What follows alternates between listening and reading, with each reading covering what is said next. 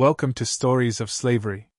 The story we bring to you today begins in the year 1849 and revolves around Ruth, a black girl with blue eyes, who relied on her intellect to escape death when all odds were against her. What took place afterward was intentionally concealed, and revealing a single truth could have cost her life. This narrative is both difficult and intense, so please prepare yourself and listen with care. Before we proceed, be sure to subscribe to the channel and share which city and country you're joining us from. Your engagement helps ensure these stories remain alive and remembered. Now let's begin. On the night of August 12, 1832, in a wooden shack behind the cotton fields of the Harrove Plantation in Warren County, Mississippi, an infant was born who was meant to be killed within her first hour of life. The midwife who attended the birth, an enslaved woman named Hattie, who had delivered over 200 children on that plantation, took one look at the newborn and felt a chill run through her blood. The baby was healthy, strong, with 10 fingers, 10 toes, and a cry that pierced the humid Mississippi night. But the baby also had something that caused Hattie's hands to shake as she held her. The infant had blue eyes, not the vague, shifting color seen in many newborns before their true eye color appears. These eyes were already clear, already bright, already undeniably blue, like cornflowers, like the summer sky over the fields, like the eyes of Master Thomas Hargrove, who owned every soul on that plantation and had visited that particular shack many nights while his wife slept. Hattie had been delivering babies for 31 years. She understood what those blue eyes meant. She foresaw what would happen when the mistress found out. She knew she had roughly 10 minutes to make a decision that would either save this child's life or end her own. The mother was Josephine, 23 years old, purchased 6 years earlier by Thomas Hargrove at a slave auction in Natchez. She was what traders called a fancy girl, a term that made Hattie's stomach turn. It meant Josephine was deemed beautiful by white standards, that her skin was lighter, that she would command a higher price because men like Thomas Hargrove paid extra for women they intended to use beyond field labor. Josephine had known what awaited her when she was bought. She had endured it because the alternative was death, or worse. Now, exhausted on a straw mattress, she looked at her daughter and immediately understood what those blue eyes would cost them both. The mistress of the Hargrove plantation was named Elizabeth, and she was no fool. She knew what her husband did on nights he claimed to be checking livestock or inspecting the quarters. She knew of the children born with lighter skin, whose features echoed her husband's. She had learned to overlook them, to pretend they didn't exist, to uphold the illusion of a respectable marriage and a faithful husband. But there were limits to her tolerance. Blue eyes crossed that limit. Blue eyes were evidence that could not be dismissed. Blue eyes would make other plantation owners whisper and ladies at church exchange knowing glances. Blue eyes were an insult Elizabeth Hargrove would not tolerate. When word reached the big house that Josephine had given birth, Elizabeth came to see for herself. She crossed the yard in the dark, her white nightgown flowing in the warm August breeze, her face set in barely controlled rage. She entered the shack without knocking, because enslaved people had no right to privacy. She looked down at the baby in Hattie's arms. She saw the blue eyes, her husband's eyes staring back from the face of a black child, and gave the order Hattie had dreaded. Elizabeth Hargrove did not raise her voice. She didn't need to. She simply stated that the child was an abomination, that it should never have been born, and that Hattie should take care of it before morning. Everyone in that room understood what "take care of it" meant. It meant Hattie was ordered to kill a newborn. It meant Josephine would watch her daughter die within hours of birth. It meant the evidence of Thomas Hargrove's transgressions would be buried in an unmarked grave behind the quarters, and life on the plantation would continue as if nothing had happened. But Hattie had delivered too many babies to follow that order. She had held too many newborns, felt too many tiny hearts beating, watched too many children grow into adults who worked the same fields their parents had worked. She could not kill this child, not even to save herself. So she did something that would haunt her for the rest of her life. She lied.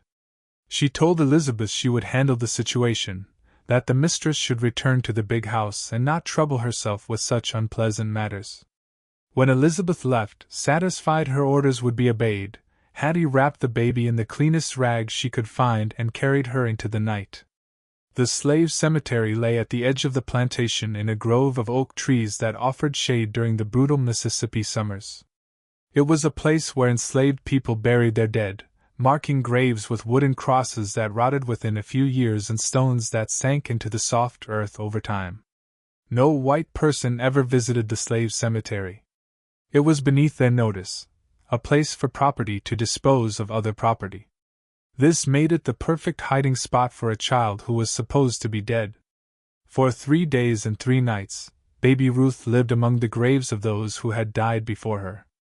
Hattie and 2 other women took turns sneaking out to feed her using rags soaked in goat's milk, because Josephine could not come without arousing suspicion. They covered the baby's mouth when she cried, terrified that someone would hear and discover their deception. They prayed over her, asking God to protect this child who had done nothing wrong except be born with the wrong eye color. On the 4th night, when a slave trader passed through the area on his way to Vicksburg, they found a way to smuggle Ruth off the Hargrove plantation forever. The trader's name was Samuel Meeks, and he was precisely the kind of man most enslaved people feared. He bought and sold human beings the way others bought livestock, calculating prices based on age, health, and potential productivity. But Meeks also had a reputation for accepting bribes, for looking the other way when paperwork didn't quite match the merchandise, for facilitating transactions that plantation owners preferred to keep unofficial. Hattie had saved for years, hiding coins from selling eggs and vegetables to travelers. She gave Meeks everything she had, nearly $12, in exchange for taking the baby and selling her to a plantation far enough away that no one would ever connect her to the Hargroves. Ruth was sold 3 times before her first birthday. She passed through the hands of traders in Vicksburg, then Natchez, then finally New Orleans, where she was purchased as part of a lot by a man named William Thornton. Thornton owned a cotton plantation called Magnolia Grove in Madison County, Mississippi, about 90 miles north of where Ruth had been born. He had bought the infant not because he wanted her specifically, but because she came bundled with other enslaved people he was acquiring to expand his labor force. The bill of sale listed her simply as female infant, approximately 4 months, good health, no distinguishing marks. Her blue eyes were not mentioned. Her origins were unknown. Her connection to the Hargrove plantation had been erased. Ruth spent her early childhood in the slave quarters of Magnolia Grove, raised by an older woman named Bessie, who had lost her own children to sale years earlier. Bessie was the one who gave her the name Ruth, taken from the Bible story of the woman who had said, "Where you go, I will go." It was a name of loyalty and devotion, and Bessie hoped it would bring the child luck in a world where enslaved people needed all the luck they could find. She noticed early that Ruth was different from other children. The girl was quiet, watchful, absorbing everything around her with those strange blue eyes that made some people uneasy and others suspicious. She rarely cried, rarely complained, she observed. By the time Ruth was 5, Bessie realized the child's mind worked in ways she had never seen before. Ruth could recall conversations word for word, even those from weeks earlier. She could count without being taught, adding and subtracting numbers most enslaved children never learned to manipulate. She could predict when the overseer would make his rounds, understanding patterns of his behavior better than adults who had lived on the plantation for decades. Most remarkably, she had taught herself to read. No one knew how this had happened. Enslaved people were forbidden from learning to read under Mississippi law. The punishment for teaching a slave to read was severe, and the punishment for a slave caught reading was worse: whipping, branding, mutilation, death. Yet somehow, at 5, Ruth could look at newspapers that blew across the yard and understand the words. She could read signs posted around the plantation, labels on boxes, names carved into tools. She had decoded the mystery of language entirely on her own through observation, pattern recognition, and a mind that refused to accept limitations. Bessie understood immediately that this ability was both a gift and a death sentence. If the wrong people discovered Ruth could read, the child would be destroyed, not just punished, but annihilated. Slaveholders could not afford to let others see that one of their own had acquired knowledge without permission. It would challenge everything they believed about the inferiority of black people. It would suggest that enslaved people were capable of learning, thinking, becoming something more than property. So Bessie taught Ruth the most important lesson of her young life: to hide. Ruth learned to pretend she was ordinary. She learned to look confused when white people spoke about things she understood perfectly. She learned to stumble over simple tasks she could have completed with ease. She learned to make herself invisible, unremarkable, forgettable. This was the strategy that would keep her alive. This was the mask she would wear for years. And she wore it so well that when she was 7 and brought to work in the big house of Magnolia Grove, no one suspected that the quiet girl who cleaned floors and emptied chamber pots was smarter than anyone in the building. The mistress of Magnolia Grove was a woman named Caroline Thornton, and she was unlike any white woman Ruth had ever encountered. Caroline was 43 when Ruth came to work in the big house. She had been married to William Thornton for 22 years and had given him 5 children, 3 of whom survived to adulthood. She managed the domestic operations of the plantation with efficiency and precision, keeping detailed records of every expenditure, purchase, and transaction. She was educated, having attended a female academy in Charleston before her marriage, and she read voraciously, ordering books from Philadelphia and New York that took months to arrive. Caroline noticed Ruth almost immediately. There was something about the way the girl moved through the house, the way her eyes tracked conversations, the way she positioned herself to overhear discussions that shouldn't have concerned her. Caroline began watching Ruth the way Ruth watched everyone else, and what she discovered fascinated her. The girl was listening, not just hearing, but actively processing, understanding. When Caroline discussed household accounts with her husband, Ruth's eyes would flicker toward the numbers. When Caroline read letters aloud, Ruth's lips would move almost imperceptibly, following the words. When Caroline left books open on tables, Ruth would linger nearby, her gaze fixed on the text. Caroline decided to test her suspicions. She left a note on her dressing table, a simple message reading, "If you can read this, touch the blue vase." Then she hid and watched. Ruth entered the room to collect laundry, as she did every morning. She saw the note, read it, and after a moment of hesitation, touched the blue vase. The discovery changed everything. Caroline should have reported Ruth to her husband. She should have had the girl punished according to the law. She should have made an example of her, demonstrating what happened when enslaved people acquired forbidden knowledge. That was what society expected. That was what the system demanded. But Caroline Thornton was not entirely a creature of her society. She was curious, intelligent, and bored beyond measure by the narrow life plantation mistresses were expected to lead. She began meeting with Ruth in secret. She tested the girl's abilities systematically, presenting increasingly difficult texts and mathematical problems. She discovered that Ruth could not only read but could comprehend complex arguments, analyze information, and draw conclusions from evidence. The girl's mind was extraordinary, perhaps genius level by any standard. Caroline had never encountered anyone, white or black, male or female, with such raw intellectual capacity, and she began to wonder what would happen if she cultivated that capacity instead of destroying it. The partnership that developed between Caroline Thornton and Ruth was unprecedented and dangerous. On the surface, nothing changed. Ruth continued to work as a house slave, performing the same menial tasks.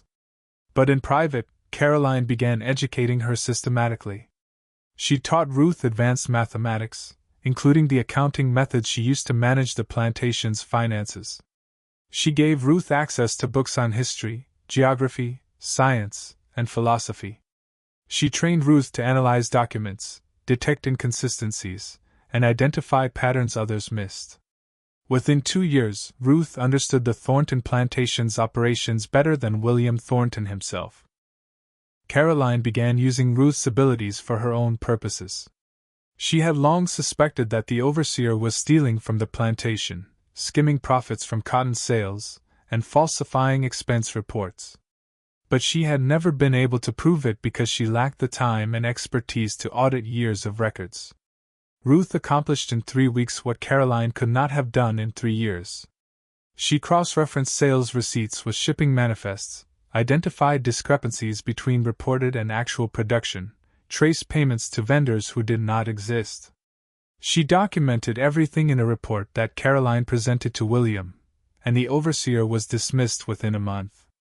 This success convinced Caroline that Ruth was too valuable to waste on domestic labor. She began deploying Ruth as a secret weapon in the Thorntons' business affairs.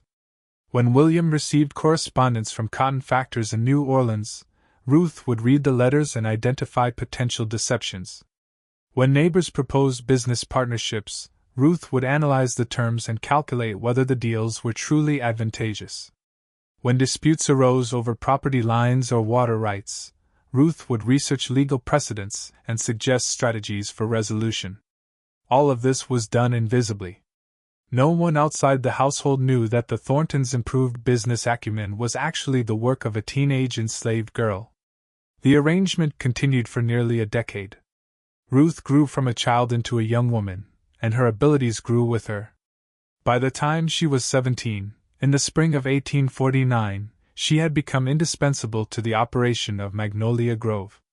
She managed household accounts, drafted correspondence Caroline signed with her own name, and maintained files on every business associate, neighbor, and person who might affect the Thorntons' interests. She knew secrets that could destroy families. She understood financial arrangements even the parties involved didn't fully comprehend. She had transformed herself from property into something far more valuable, but she was still property. And that contradiction was about to catch up with her. Caroline Thornton fell ill in March of 1849. The doctors called it a cancer of the womb, a diagnosis that carried an inevitable prognosis. There were treatments available, painful procedures involving caustic chemicals and heated instruments, but everyone understood these merely delayed the end. Caroline bore her illness with the stoic dignity plantation mistresses were expected to display. She continued managing her household until she could no longer rise from bed. She continued directing Ruth's work until she could no longer speak clearly. She died on May 15, 1849, leaving behind a grieving husband, 3 adult children, and a 17-year-old enslaved girl who had been her secret partner for 10 years. William Thornton was 58 when his wife died. He was a practical man, not given to excessive emotion. But Caroline's death affected him more deeply than he had anticipated.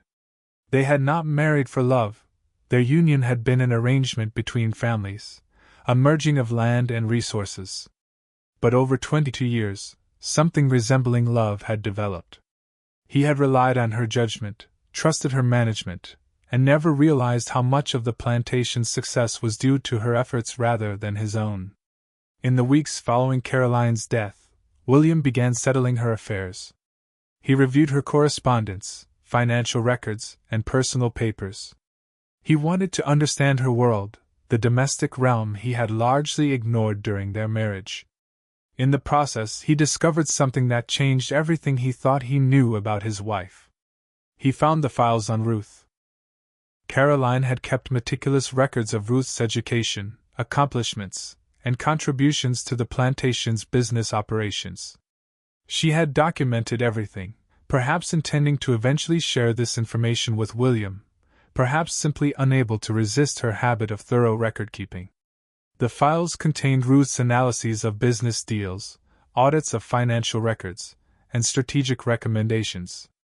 They revealed that for nearly a decade, the most important decisions at Magnolia Grove had been influenced by the insights of an enslaved girl legally forbidden from reading. William's reaction was not what Caroline might have hoped. He did not admire Ruth's abilities. He did not appreciate her contributions. He felt betrayed, humiliated, afraid. His wife had been deceiving him for years, relying on a slave for intellectual guidance, while he believed himself the master of his own domain. His business partners had been negotiating not with him, but with a black girl hiding behind the facade of his authority. Everything he had accomplished was tainted by this revelation. And there was another fear, deeper and more primal than wounded pride. Ruth knew too much. She had seen the Thorntons' financial records, correspondence, and private negotiations. She knew about debts William had concealed from creditors, deals structured to evade taxes, arrangements with neighboring planters that would cause scandal if revealed. She knew secrets that could destroy the Thornton family's reputation and fortune. An enslaved person with this knowledge was not an asset, she was a threat, a liability, a danger that had to be eliminated. But William could not simply kill her. Too many people knew she existed. The household staff had seen her working closely with Caroline. The other enslaved people knew she held a special position. If Ruth suddenly disappeared, there would be questions, investigations, consequences William preferred to avoid. He needed a solution that would remove Ruth permanently without raising suspicion. He needed her to die in a way that appeared natural, expected, unremarkable. He needed to send her somewhere people did not return from. He found his answer in Louisiana. The sugar plantations of Louisiana were notorious throughout the South. Cotton was brutal, but sugar was death. The labor required to cultivate and process sugarcane was so intense, so physically devastating, that enslaved people sent to sugar plantations had an average life expectancy of 7 years from arrival. The work began before dawn and continued past midnight during the grinding season. The heat from the boiling houses could cause permanent damage to workers' lungs and eyes.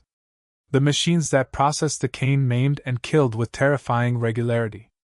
Plantation owners calculated it was cheaper to work slaves to death and by replacements than to treat them humanely and preserve their health. A healthy 17-year-old girl sent to a Louisiana sugar plantation would not survive long. She would be worked past exhaustion, exposed to diseases, fed barely enough to sustain life, and within a year, probably less, she would die. No one would question it, investigate, or care. It would simply be the expected outcome of the slave system operating as designed. William began making arrangements. He contacted a slave broker in Natchez who specialized in moving human property between states. He negotiated a price, accepting far less than Ruth was worth because his goal was disposal rather than profit. He scheduled the sale for September 15, 1849, giving himself time to manage the transaction discreetly. And he told no one, because secrecy was essential to his scheme. But William made a critical mistake. He underestimated Ruth. She knew something was wrong from the moment William discovered the files. She had watched him carefully during the weeks following Caroline's death, reading his expressions, analyzing his behavior, trying to understand what he would do with the knowledge he had acquired. She saw the fear in his eyes when he looked at her. She saw the calculation, the cold assessment of a man deciding how to dispose of a problem. She recognized the signs because Caroline had taught her to recognize them in business negotiations. William was planning something, and whatever it was, it would not be good for Ruth. She needed information. She needed to know exactly what William intended so she could develop a counter-strategy. And she had the skills to get that information because Caroline had trained her well. Ruth began her reconnaissance in late August, 3 weeks before the scheduled sale. She had access to William's study because she was still responsible for cleaning it, a duty no one had thought to reassign after Caroline's death. She used this access to examine his correspondence, financial records, and calendar of appointments. She did this carefully, methodically, leaving no trace of her intrusion. She photographed nothing. Cameras didn't exist for people in her position. She copied nothing. Written evidence could be discovered.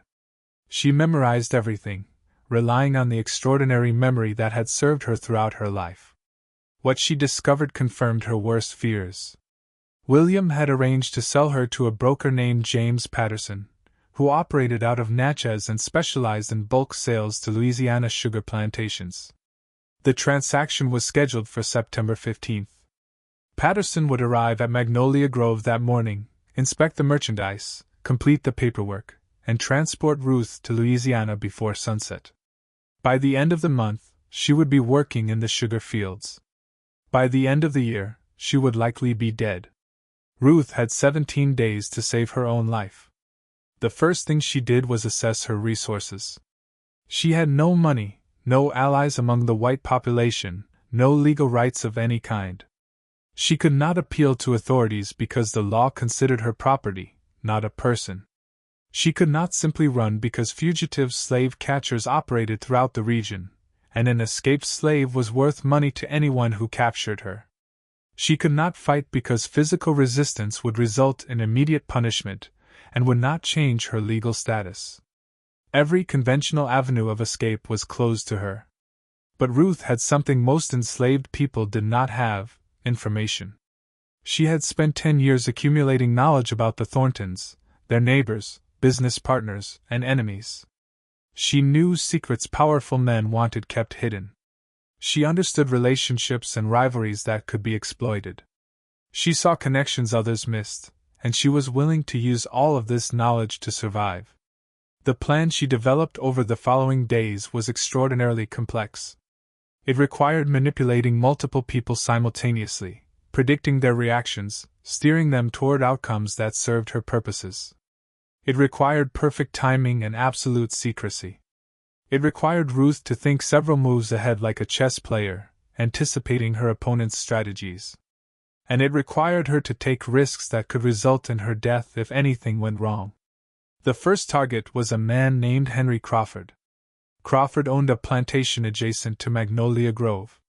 He and William Thornton had been rivals for decades, competing for land, labor, and status in Madison County society.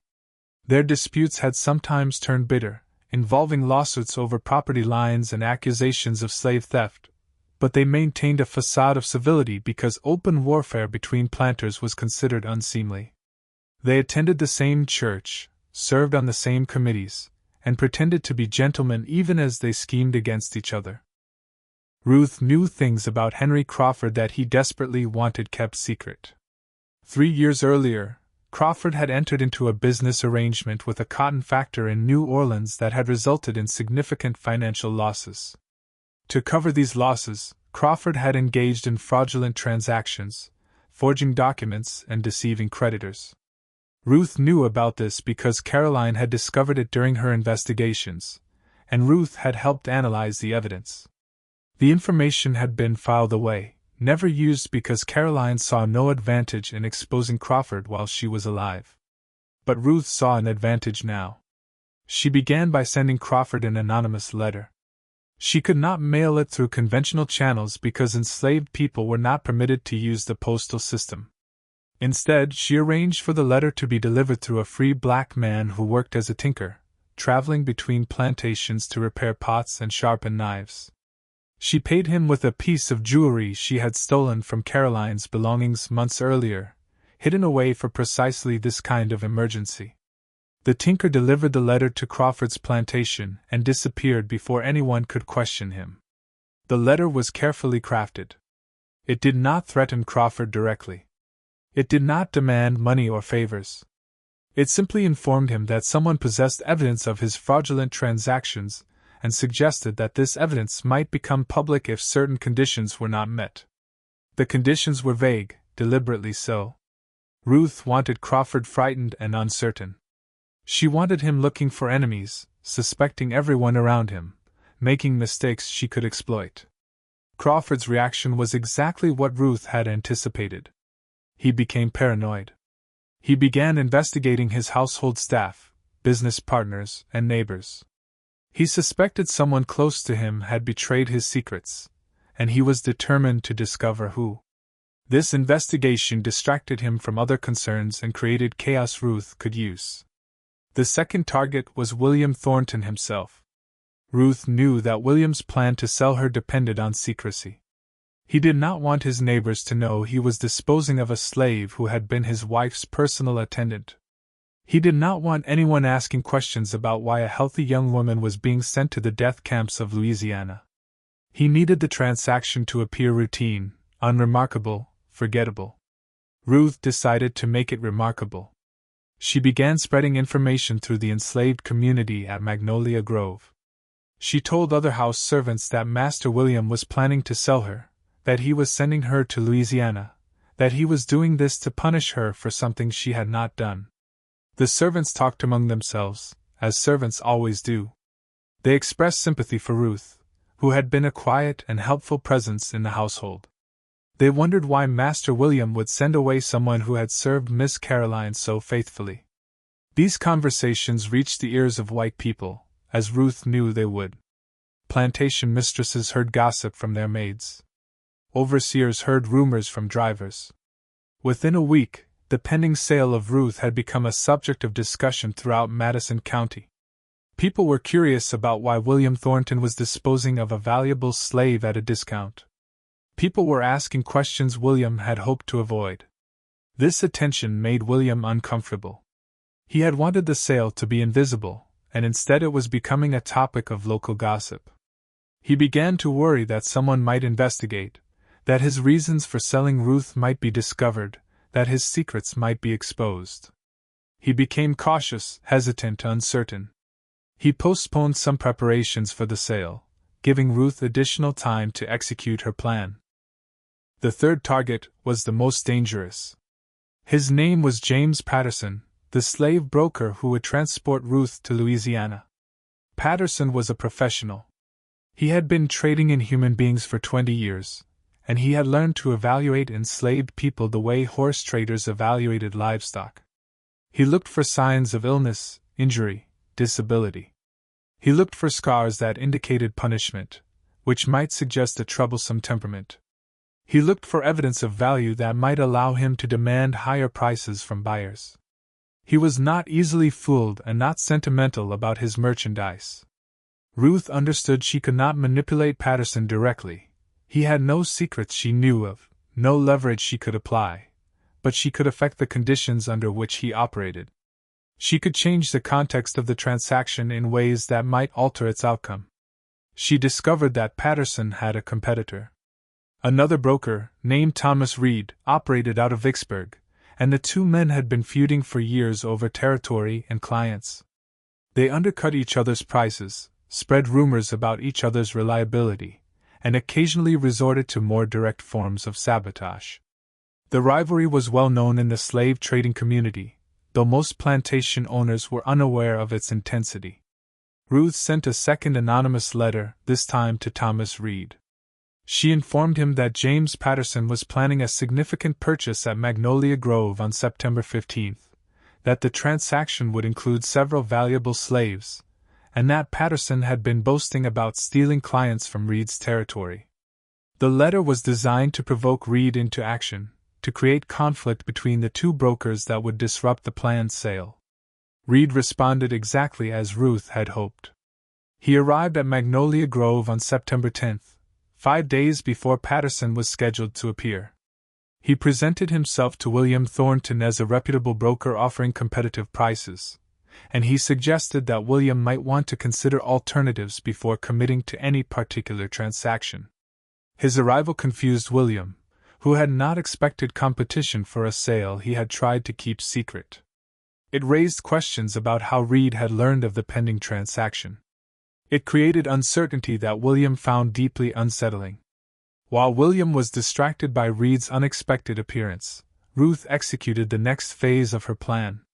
She had been collecting documents for weeks, copies of correspondence, financial records, evidence of the Thorntons' business dealings over the past decade. She had hidden these documents in locations throughout the plantation, places where they could be retrieved if needed. Now, she began deploying them strategically. The first document went to a lawyer in Vicksburg named Samuel Morrison. Morrison had represented the Thorntons in several legal matters, but he had also represented Henry Crawford in the property dispute that had nearly gone to court. He had access to both families' secrets, and was known for his discretion. Ruth sent him an anonymous package containing evidence of irregularities in the Thorntons' financial records, irregularities that suggested possible fraud. The package included a note suggesting that Morrison might want to investigate before his reputation became entangled with scandal. Morrison did not investigate immediately, But he began asking questions, making inquiries, expressing concerns about certain transactions he had previously approved without scrutiny. These questions reached William through various channels, adding to his growing sense that something was wrong, that forces were moving against him, that his carefully constructed plans were unraveling. The second document went to the county sheriff, a man named Robert Blackwell. Blackwell was not corrupt, which was unusual for law enforcement in antebellum Mississippi. He took his duty seriously and had a reputation for enforcing the law even when powerful planters preferred he look the other way. Ruth sent him evidence of the fraudulent transactions Henry Crawford had conducted 3 years earlier, framing it as the work of a concerned citizen who could not stand by while crimes went unpunished. Blackwell opened an investigation. He began questioning Crawford's business partners, examining records, following the trail of evidence Ruth had provided. Crawford, already paranoid from the anonymous letter he had received, became convinced that William Thornton was behind the investigation. He believed his neighbor was using the legal system to destroy him, and he began preparing his own counterattack. The conflict between Crawford and Thornton, which Ruth had deliberately inflamed, now threatened to consume both men. They accused each other of betrayal, conspiracy, crimes neither had actually committed against the other. Their mutual suspicion created chaos throughout Madison County, distracting everyone from the quiet enslaved girl orchestrating events from the shadows. On September 12, 3 days before the scheduled sale, the situation exploded. Henry Crawford rode to Magnolia Grove with 3 armed men. He demanded to see William Thornton. He accused William of orchestrating the investigation against him, of trying to destroy his reputation, of violating the unwritten rules governing relations between plantation owners. The confrontation took place on the front lawn of the big house, witnessed by dozens of enslaved workers and several white visitors who happened to be present. William denied everything. He had no idea what Crawford was talking about. He had not sent any letters, had not contacted any lawyers, had not informed any sheriffs. He was as confused by the investigation as Crawford was, but Crawford did not believe him. The 2 men argued, their voices rising, their hands moving toward weapons. For a moment, it seemed blood would be spilled. It was at this moment that Ruth made her move. She stepped forward from the crowd of watching slaves. She walked toward the 2 angry men with a calm deliberation that made everyone stop and stare. Enslaved people did not insert themselves into disputes between white men. Enslaved people did not approach armed planters on the verge of violence. What Ruth did was so unprecedented, so unexpected, that both Crawford and Thornton fell silent in sheer surprise. Ruth spoke. For the first time in her life, she spoke to white men as something other than property.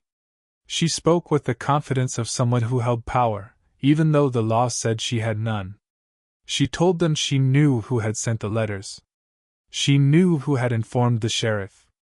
She knew who had orchestrated the chaos consuming both their families. And she was willing to share this information, but only on certain conditions.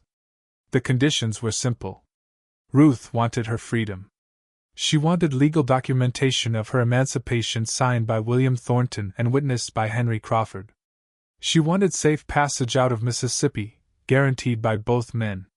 And she wanted it immediately, before the sun set on September 12, 1849. Both men laughed. The idea that an enslaved person could make demands was absurd. The idea that 2 plantation owners would grant freedom to a slave who had caused them so much trouble was unthinkable. They said they would simply beat the information out of her. They said they would torture her until she revealed everything she knew. They would make an example of her that would be remembered for generations. Ruth did not flinch. She told them she had prepared for this possibility. She told them documents were hidden in locations throughout the county, documents that would be delivered to newspapers, lawyers, and government officials if she did not return safely to a specific location by sunset. She told them these documents contained evidence of crimes committed by both men, evidence that would result in prosecution, imprisonment, and financial ruin. She told them she was not bluffing, and she invited them to test her if they doubted her resolve. There was a long silence. Crawford and Thornton looked at each other, seeing their own fear reflected in the other's eyes. They had spent years accumulating secrets, building fortunes on foundations of fraud and exploitation. They had believed themselves untouchable, protected by wealth and status and the color of their skin. And now a 17-year-old enslaved girl was threatening to bring it all crashing down.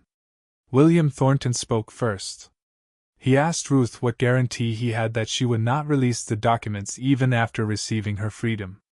He asked how he could trust someone who had already demonstrated such capacity for deception. He asked what would prevent her from destroying him once she was beyond his control. Ruth answered honestly. She said she had no interest in revenge.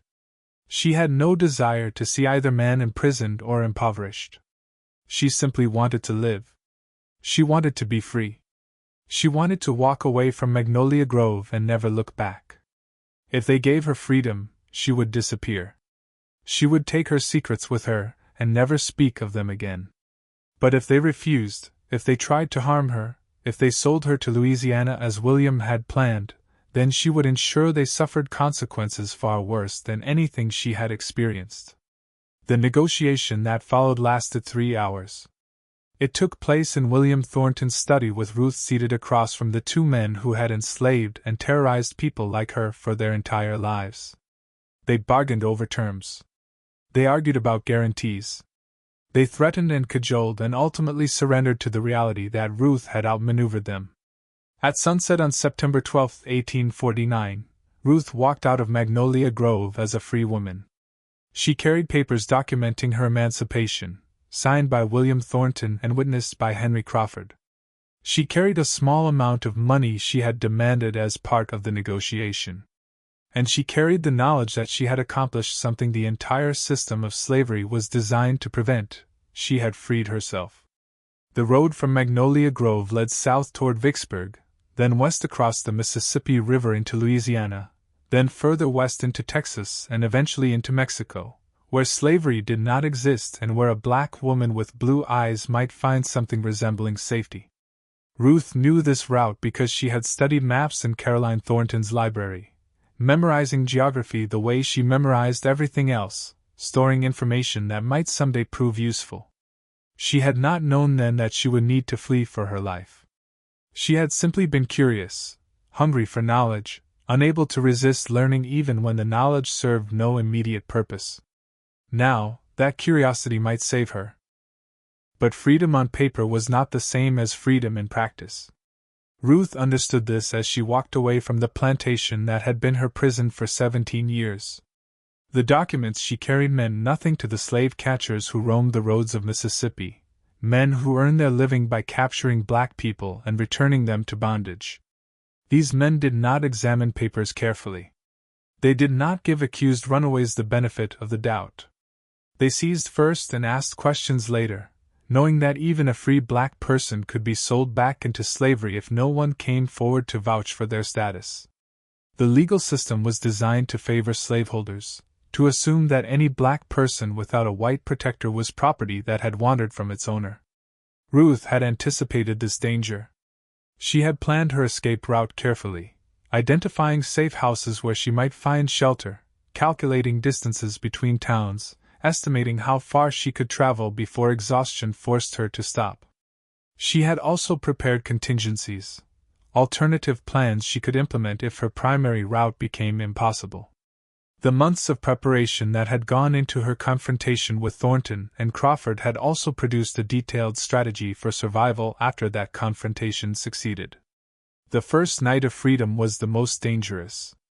Ruth needed to put as much distance as possible between herself and Magnolia Grove before William Thornton could change his mind, before he could decide that the risk of her documents was worth less than the satisfaction of recapturing her, before he could send men to hunt her down and drag her back to face punishment for her audacity. She walked through the darkness, following paths she had mapped in her mind, avoiding main roads where patrols might spot her, moving with a speed and determination that surprised even herself. By dawn, she had covered nearly 15 miles. Her feet were blistered and bleeding. Her body ached from exertion, but she was alive, she was free, and every step took her further from the life she had been forced to endure. She found shelter in an abandoned barn near the town of Canton, hiding in the hayloft while she rested and planned her next move.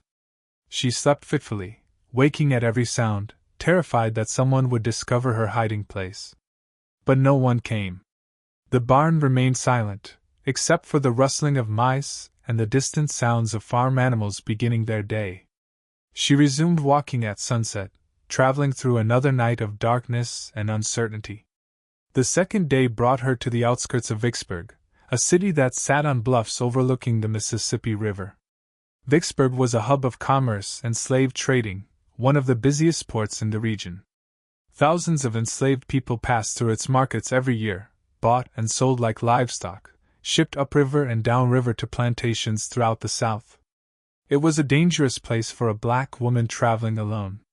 But it was also a necessary waypoint on Ruth's journey to freedom. She had a contact in Vicksburg, a free black man named Solomon Burke, who operated a small barbershop near the waterfront. Solomon was part of an informal network that helped escaped slaves navigate the dangerous territory between bondage and liberty. He was not connected to the organized Underground Railroad, which operated primarily in the Upper South and the North. He was simply a man who believed that freedom was worth fighting for and who used his position in the community to assist those who sought it. Ruth had learned about Solomon through the enslaved grapevine, the invisible communication network that connected black communities across the region. She had memorized his address months earlier, adding it to the store of information she carried in her remarkable mind. Finding Solomon's barbershop required navigating streets filled with white people who might question why a young black woman was walking alone without supervision. Ruth adopted a persona she had developed during her years of hiding her true abilities. She hunched her shoulders slightly, kept her eyes downcast, moved with the shuffling gait of someone broken by years of hard labor. She made herself look harmless, unremarkable, not worth a second glance. This performance had protected her throughout her childhood, and it protected her now as she made her way through the crowded streets of Vicksburg. Solomon Burke was a large man in his 50s with gray hair and hands scarred by decades of working with razors and hot water. He received Ruth cautiously, examining her papers with the skeptical eye of someone who had seen many forged documents over the years. But the papers were genuine, signed by William Thornton in his own hand, witnessed by Henry Crawford, dated just 2 days earlier. Solomon had never seen legitimate emancipation papers for someone so young, someone who showed no signs of the injuries or illnesses that sometimes prompted owners to free slaves who had become unprofitable to maintain. He was curious about her story, but he was also wise enough not to ask questions she might not want to answer. He offered her shelter in a room behind his barbershop, a small space that had hidden many travelers before her. He provided food, water, and advice about the journey ahead. He warned her about the dangers she would face: the slave catchers who prowled the roads, the sheriffs who arrested free blacks on pretexts and sold them back into slavery, the ordinary white people who might report a suspicious traveler simply out of malice or greed. He told her that the route to Mexico was long and treacherous, that many who attempted it did not survive, that she should consider whether death on the road might be worse than the life she was fleeing. Ruth listened to Solomon's warnings, but she did not waver in her determination. She had not risked everything to gain her freedom only to surrender it now. She had not spent months planning her escape only to abandon the plan at the first sign of difficulty. She thanked Solomon for his help and his honesty, and she asked him what she needed to know to survive the next stage of her journey. Solomon told her about a steamboat captain named Marcus Wheeler, who operated a packet boat between Vicksburg and New Orleans.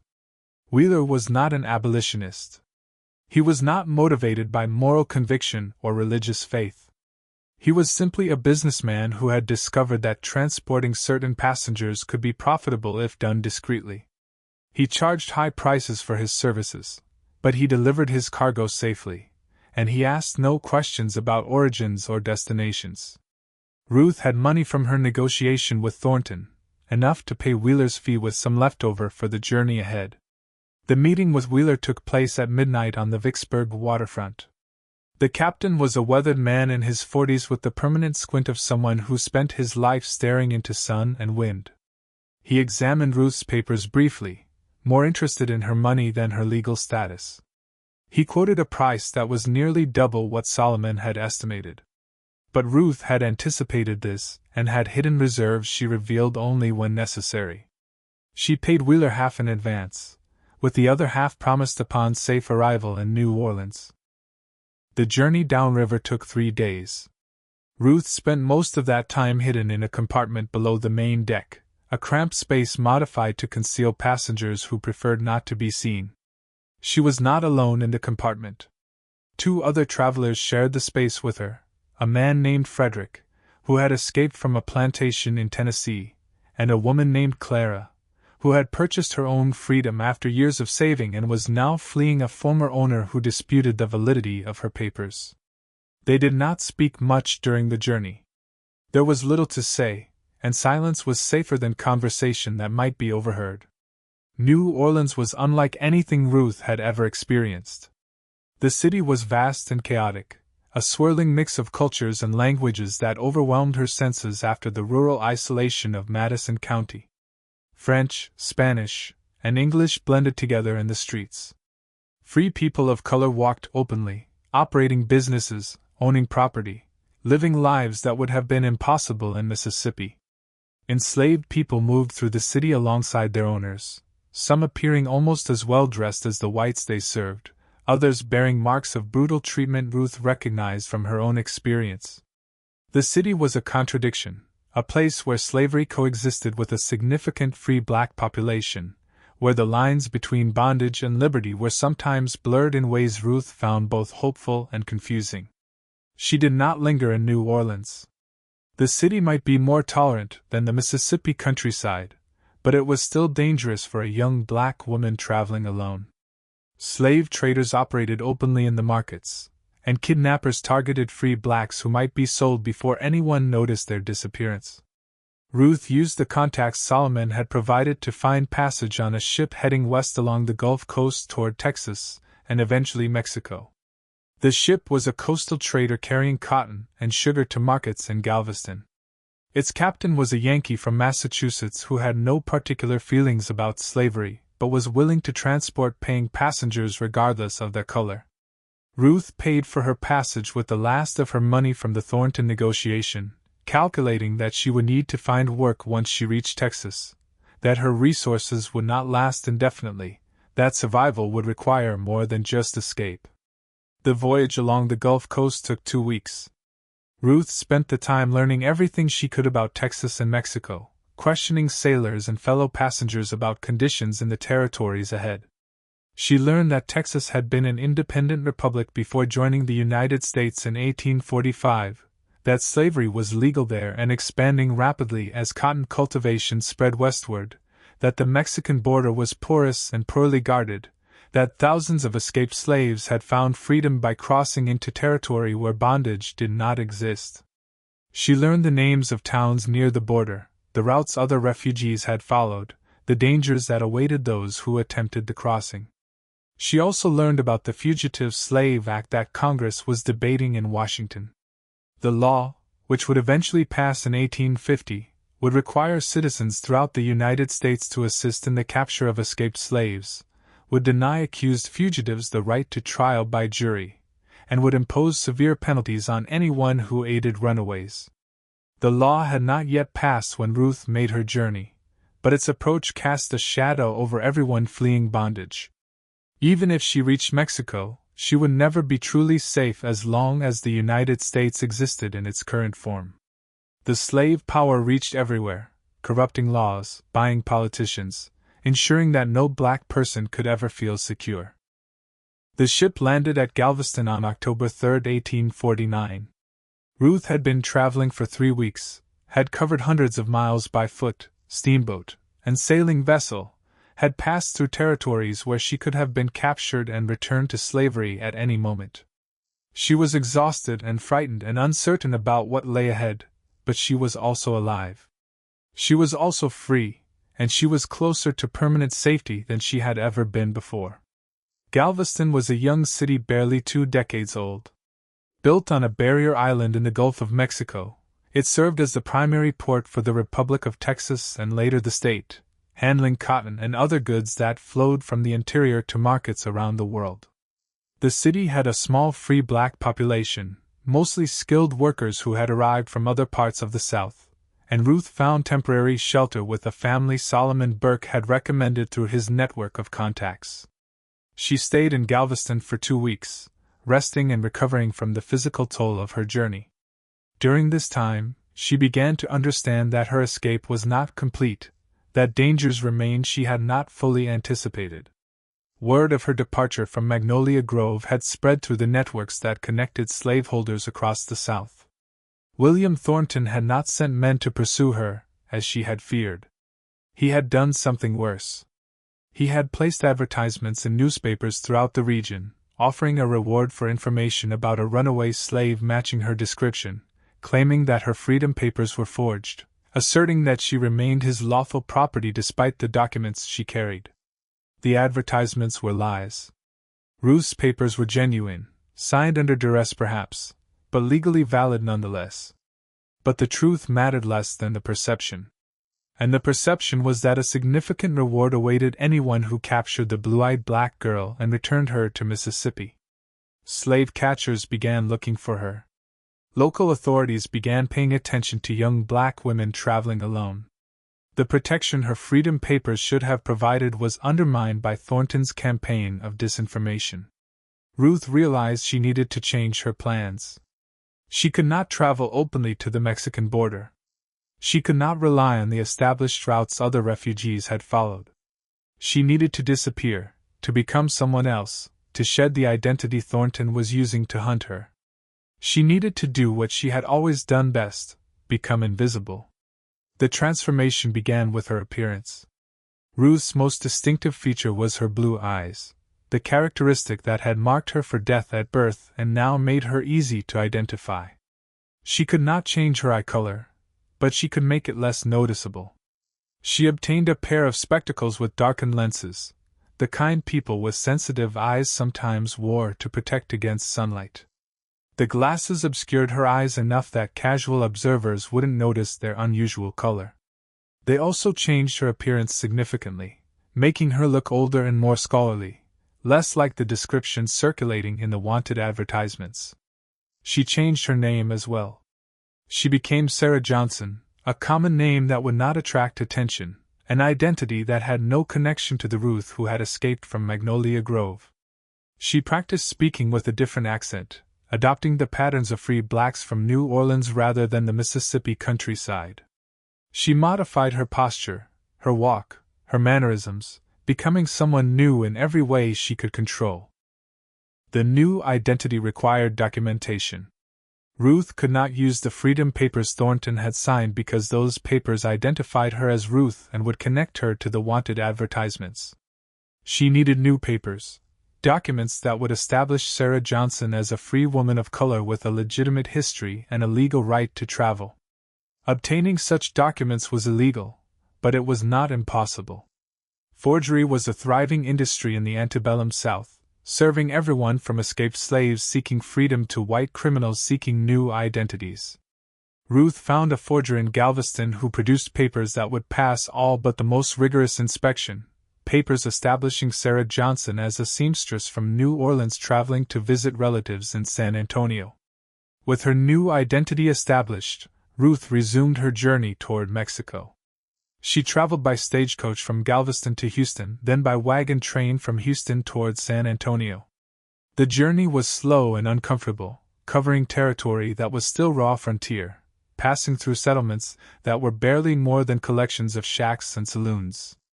But the frontier had advantages for someone in Ruth's situation. People on the frontier asked fewer questions. They cared less about origins and more about whether a person could work, contribute, and survive the harsh conditions that awaited everyone in this unforgiving land. She reached San Antonio in early November. The city was a mix of Mexican and American influences, a place where Spanish was spoken as often as English, and where the recent war between the United States and Mexico had left lingering tensions between the two populations. The Mexican border lay just 150 miles to the south, across territory that was disputed and dangerous but passable for someone determined enough to attempt the crossing. Ruth could see her destination. She could almost touch freedom. But she had learned enough by now to know that the final miles of any journey were often the most dangerous. She found work in San Antonio as a laundress, one of the few occupations open to black women in the frontier city. The work was hard and the pay was poor, but it allowed her to save money for the final leg of her journey while maintaining the cover identity she had constructed. She lived in a small room behind the laundry, kept to herself, spoke to no one about her true origins or her plans for the future. She had become Sarah Johnson so completely that sometimes she forgot Ruth had ever existed. But Ruth had not forgotten. Ruth was still there beneath the surface, watching and analyzing and planning. Ruth noticed when strangers asked questions about new arrivals from the east. Ruth observed when certain men seemed to be watching the places where black people gathered. Ruth recognized the signs of organized searching, the methodical pattern of hunters closing in on their prey. They found her in December. She was working in the laundry when two white men entered and asked for Sarah Johnson. They were professional slave catchers, men who made their living hunting escaped slaves and returning them to bondage. They had been hired by William Thornton to track down the blue-eyed girl who had humiliated him, and they had followed her trail across hundreds of miles from Mississippi to Louisiana to Texas. They did not believe she was Sarah Johnson. They did not care about her papers.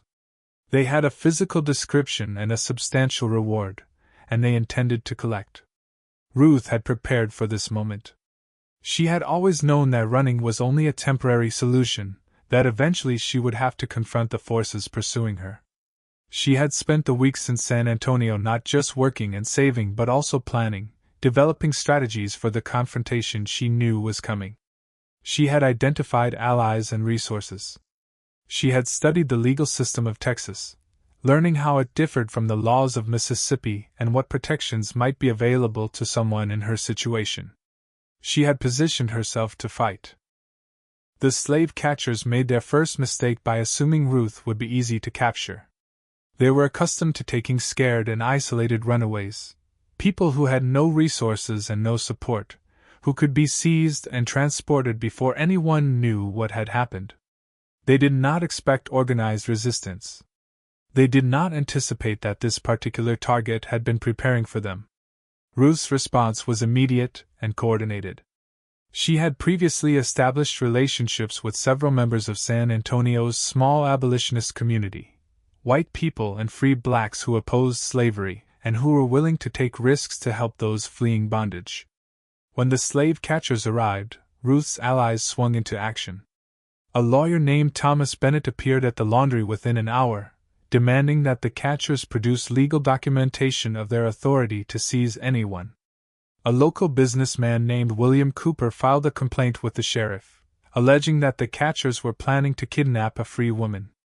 Several witnesses came forward to testify that they had known Sarah Johnson for months and could vouch for her status as a free person. The slave catchers had not expected to face legal opposition in a slave state like Texas. They had warrants from Mississippi, but Texas law required additional documentation for capturing alleged fugitives, documentation they did not possess. They had physical descriptions of Ruth, but Ruth had changed her appearance significantly, and the woman standing before them did not obviously match the description. They had confidence in their authority, but that confidence was being challenged by lawyers, businessmen, and witnesses who seemed determined to obstruct their mission. The confrontation played out over 3 days. The slave catchers attempted to seize Ruth directly, but they were blocked by her allies and warned by the sheriff that unauthorized kidnapping would result in their arrest. They attempted to obtain additional documentation from Texas authorities, but the process was slow and complicated and seemed to encounter unusual delays at every stage. They attempted to bribe local officials, but found that key officials had already been influenced by Ruth's network of supporters. Ruth used these 3 days strategically. She knew the slave catchers would eventually obtain the documentation they needed, that the legal obstacles could only delay them, not stop them permanently. She needed to escape before the bureaucratic barriers crumbled.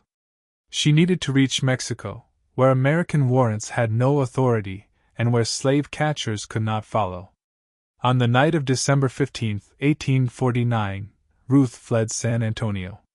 She traveled with a guide, a Mexican man named Diego Reyes, who knew the territory between San Antonio and the border and who had helped other fugitives make the crossing. They rode horses Ruth had purchased with her savings, moving as quickly as the terrain allowed, racing against the slave catchers who would surely follow once they realized their quarry had escaped. The journey to the border took 4 days. They traveled through landscapes Ruth had never imagined, deserts, scrublands, and rocky hills that seemed to stretch forever under the vast Texas sky. They avoided roads and settlements, following trails only Diego knew, trails used by smugglers, refugees, and others who needed to move without being observed. They slept during the day and traveled at night, navigating by stars Diego could read like a map.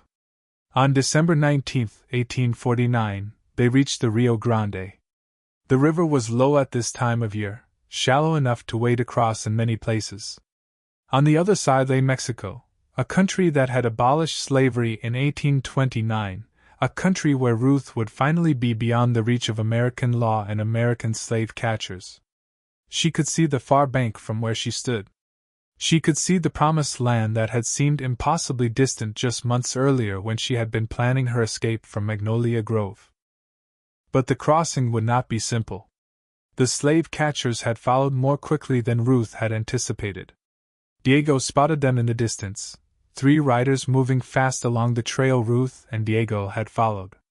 They would reach the river within an hour, possibly less. If Ruth attempted to cross now, she might not make it to the other side before they caught up. The river was wide and the current was stronger than it appeared. A crossing on horseback would take time Ruth might not have. Diego made a decision. He told Ruth to cross immediately, to push her horse into the water and ride for the Mexican shore without looking back. He would stay behind to delay the pursuers, to give her the time she needed to reach safety. Ruth protested. She did not want anyone else to suffer on her behalf. She did not want Diego's blood on her hands. But Diego was adamant. He had helped many people escape to Mexico. Some had made it, some had not. He would not let Ruth become one of those who had come so close only to be captured at the final moment. Ruth entered the river. The water was cold, colder than she had expected, and the current pulled at her horse's legs with surprising force. She gripped the saddle and urged the horse forward, focusing on the opposite bank, trying not to think about what was happening behind her. She heard shouting, heard the sound of horses splashing into the river, heard a gunshot that echoed across the water. She did not look back. She kept her eyes fixed on Mexico, on freedom, on the future she had fought so hard to reach. The crossing took approximately 15 minutes. It felt like hours. Every second, Ruth expected to feel hands grabbing at her, expected to be pulled from her horse and dragged back to American territory. But the hands never came. The slave catchers never caught up. When Ruth finally reached the Mexican shore and turned to look back, she saw Diego still in the water, his horse blocking the path of the pursuers, his body between them and their target. She never learned what happened to Diego after that. She never learned whether he survived the confrontation or whether he sacrificed his life to ensure her freedom. She searched for information in the years that followed, asked everyone she could find who might know. But Diego Reyes seemed to have vanished as completely as Ruth herself had vanished from the slave states.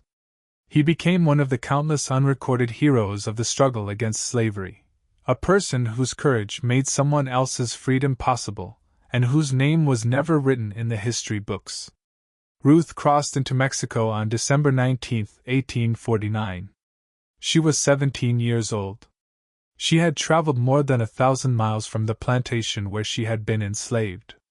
She had outwitted some of the most powerful men in Mississippi. She had survived slave catchers, bounty hunters, and a legal system designed to ensure people like her could never escape. And now, standing on foreign soil for the first time in her life, she was finally, truly, irrevocably free. The first years of freedom were harder than Ruth had imagined. Mexico was not a paradise. The country was poor and politically unstable, recovering from a devastating war with the United States that had cost half its territory. The areas near the border were particularly chaotic, plagued by bandits, drought, and the lingering effects of conflict. Ruth had no money, no connections, no knowledge of Spanish, no skills easily marketable in this unfamiliar environment. She had her intelligence, her determination, and her freedom. For a while, that was all she had. She settled initially in the town of Piedras Negras, just across the river from the Texas town of Eagle Pass. The location was convenient for newly arrived refugees from American slavery, and a small community of former slaves had established itself there over the years.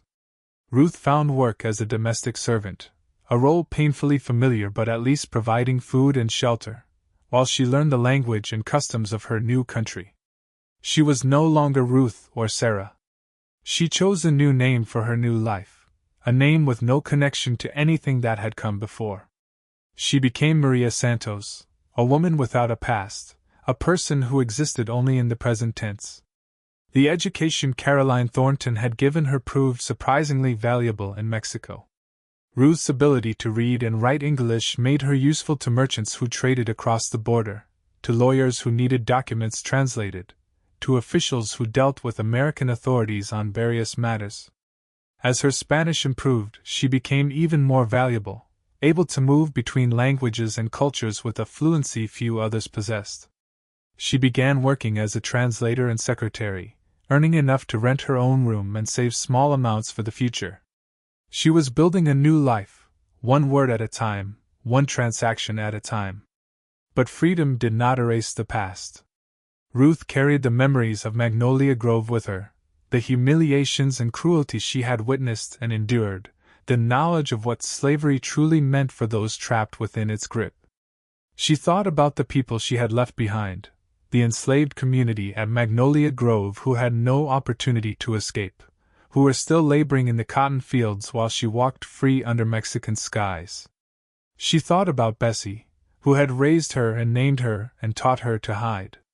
She thought about the other children she had grown up with who had been sold, worked to death, or broken by the system Ruth had managed to escape. She also thought about revenge. William Thornton had tried to kill her. He had tried to send her to the sugar plantations of Louisiana, knowing she would die there within a year. He had lied about her freedom papers, sent slave catchers to hunt her across half a continent, done everything in his power to recapture her and punish her for the crime of saving her own life. He had treated her as property, as a problem to be eliminated, as something less than human, and he had never faced any consequences for any of it. Ruth wanted him to face consequences. The desire for revenge was not immediate.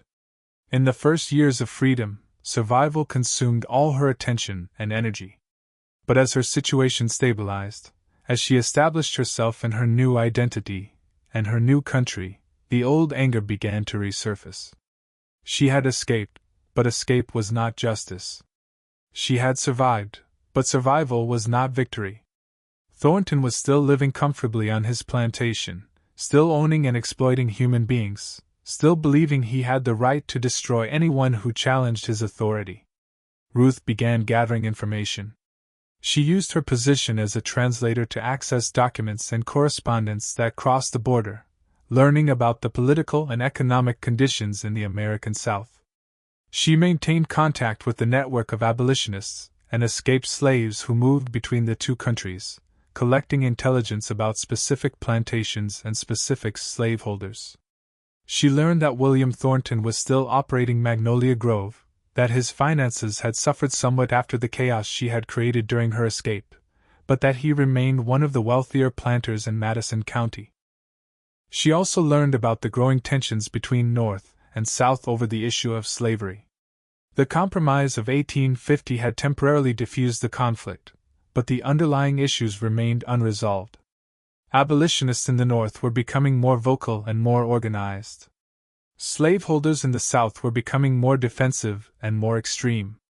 Everyone who paid attention understood that the current situation could not continue indefinitely, that eventually the contradictions would explode into open conflict. Ruth saw opportunity in this instability.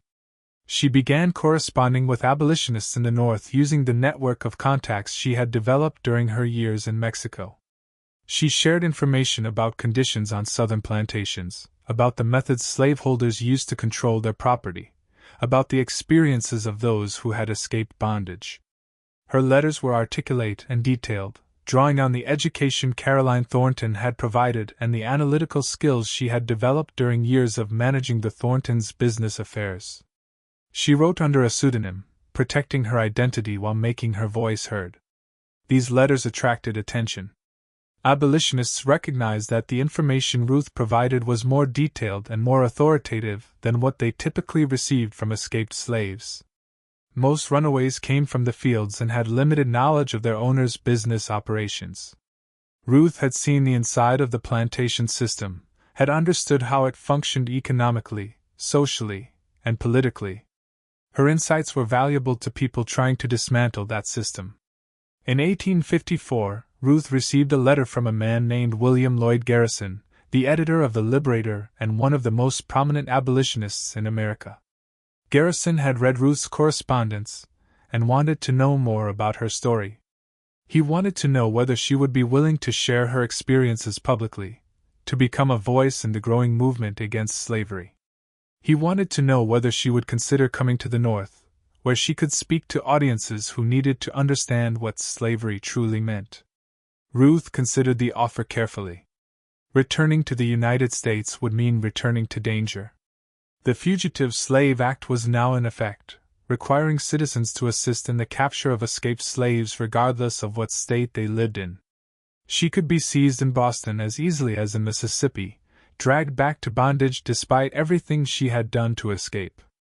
Her Mexican citizenship provided some protection, but that protection was uncertain. American slave catchers had been known to operate across borders when the rewards were high enough. But Ruth also understood the power of testimony. She understood that stories could change minds, shift opinions, build the political pressure necessary to destroy the institution that had nearly destroyed her. She had survived slavery. She had escaped slavery.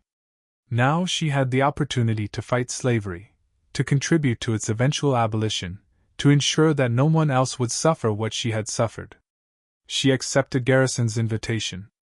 Ruth traveled to Boston in the spring of 1855, arriving in a city seething with anti-slavery sentiment. The publication of Uncle Tom's Cabin 3 years earlier had transformed Northern attitudes towards slavery, making the abstract evil concrete and personal.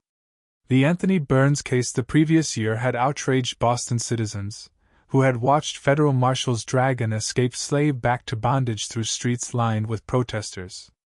The city was ready to hear Ruth's story, ready to be moved by her testimony, ready to support the cause she represented. Her first public speech took place in Faneuil Hall on May 15, 1855.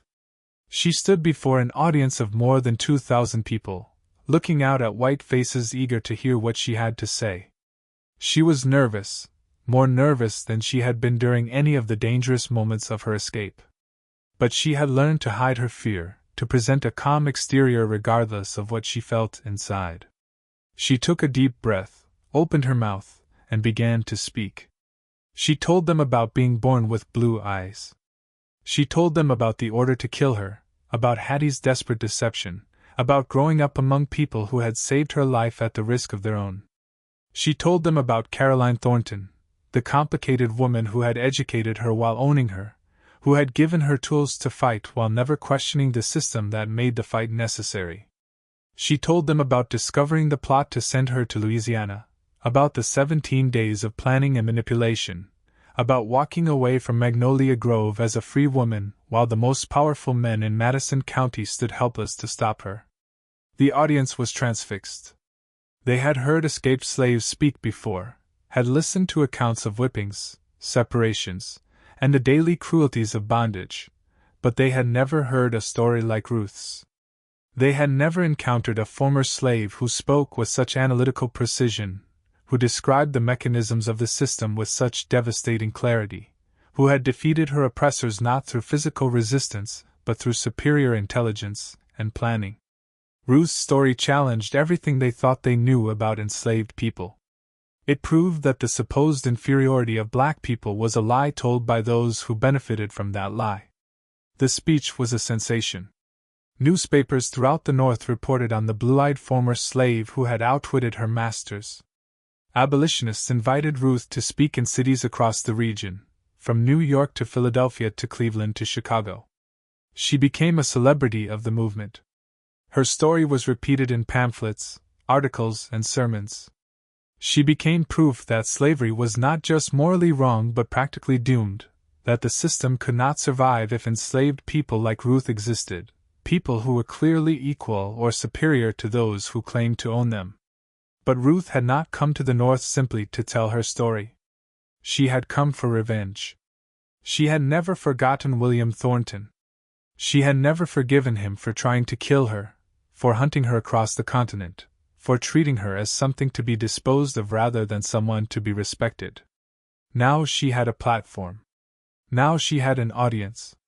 Now she had the ability to strike back at the man who had tried to destroy her.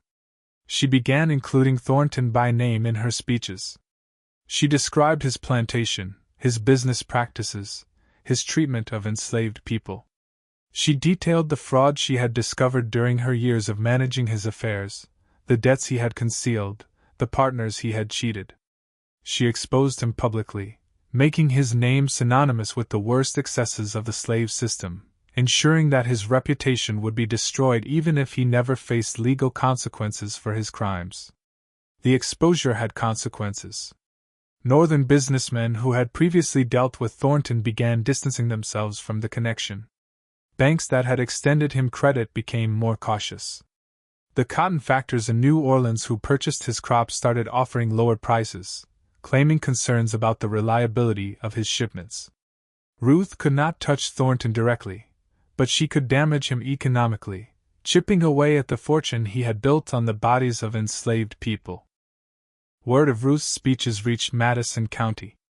William Thornton learned that the girl he had tried to send to her death was now a famous abolitionist, touring northern cities and telling audiences about his crimes. He learned that his name was being cursed in churches and meeting halls, that he had become a villain in the narrative of the anti-slavery movement. He learned that the secrets Ruth carried had not been buried when she escaped. They were now being broadcast to thousands of people who would never forget. The knowledge destroyed him. Thornton died in 1858, 3 years after Ruth began her speaking tour. The official cause was heart failure, but those who knew him understood that he had been broken by public humiliation, by the collapse of his business relationships, by the realization that a slave he had tried to murder had achieved a revenge more complete than anything physical violence could have accomplished. He died knowing that his name would live in infamy, that he would be remembered not as a gentleman planter but as a monster who had tried to kill a child for having the wrong eye color. Ruth continued speaking until the Civil War made her testimony unnecessary. The conflict everyone had predicted finally arrived, consuming the nation in 4 years of bloodshed that would kill more than 600,000 people. Ruth supported the Union cause, speaking at recruitment rallies and fundraising events, celebrating each Northern victory as a step toward the destruction of the system she had escaped. When the Emancipation Proclamation was issued in 1863, she wept for the first time in years, overwhelmed by the knowledge that millions of people would experience the freedom she had fought so hard to achieve. She returned to Mexico after the war ended, settling in Mexico City, where she lived until her death in 1891 at the age of 59. She never married. She never had children. She devoted her later years to education, establishing schools for poor children and teaching them to read and write, giving them the same tools that had saved her life. She wrote a memoir that was published in 1878, a detailed account of her escape and her experiences as an abolitionist, a document historians would later cite as one of the most important first-person accounts of American slavery. The memoir began with the story of her birth, with Hattie's decision to save her life, with the blue eyes that had marked her for death and ultimately became her signature. It ended with a simple statement that captured everything Ruth had learned during her extraordinary journey. She wrote that she had been born a slave, had lived as a fugitive, had spoken as an activist, and would die as a free woman. She wrote that her eyes had seen cruelty and courage, hatred and hope, the worst and best that human beings were capable of producing. She wrote that freedom was never given, only taken, and that those who waited for permission to be free would wait forever. And she wrote that she had no regrets. The blue-eyed black girl who should have been killed at birth had lived to see slavery destroyed. She had contributed to that destruction with her words, her witness, and her refusal to accept the fate the system had assigned her. She had proven that intelligence could defeat power, that determination could overcome oppression, that one person with the will to fight could change the course of history. She had been impossible from the moment she was born. She had remained impossible for 59 years of struggle and survival. And in the end, the impossible had won.